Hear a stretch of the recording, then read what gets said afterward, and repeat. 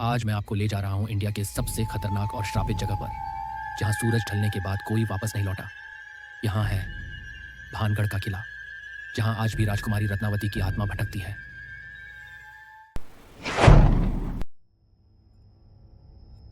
नमस्कार दोस्तों, आज का वीडियो बहुत ही खास है और साथ ही बहुत खतरनाक भी। मैं खड़ा हूं राजस्थान के अलवर जिले में भानगढ़ किले के सामने। देखिए, ये बोर्ड भारतीय पुरातत्व सर्वेक्षण विभाग का ऑफिशियल वार्निंग।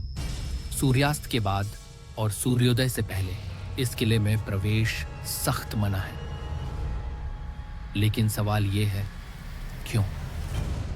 आखिर इस किले में ऐसा क्या है कि गवर्नमेंट को वार्निंग लगानी पड़ी? सन 1573 में राजा भगवान सिंह ने अपने छोटे बेटे माधो सिंह के लिए इस खूबसूरत किले का निर्माण करवाया था।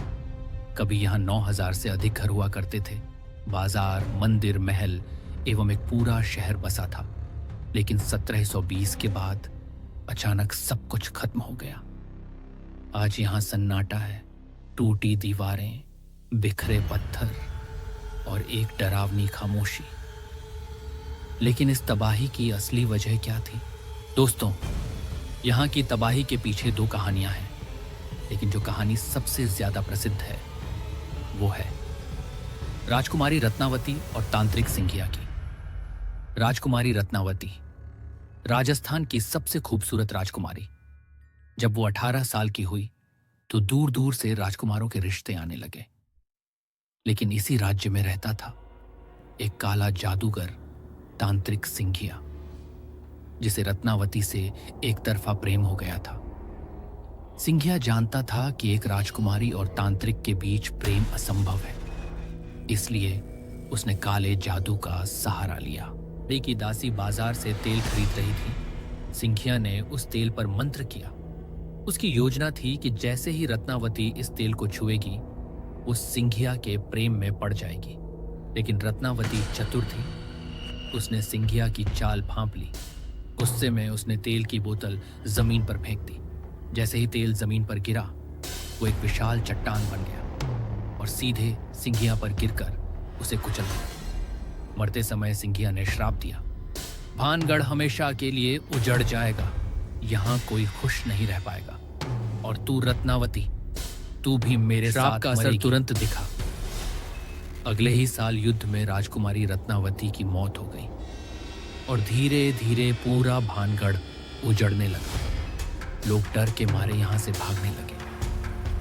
और आज 300 साल बाद भी यहां वही सन्नाटा है। लेकिन क्या सच में यहां कुछ है? दोस्तों, अब सूरज ढल चुका है और मैं अंदर जा रहा हूं। चलिए देखते हैं कि क्या यहां सच में कुछ है या नहीं। यहां की हवा बहुत अजीब लग रही है, जैसे कोई देख रहा हो। अरे रुकिए, ये आवाज क्या थी? आपको भी सुनाई दिया?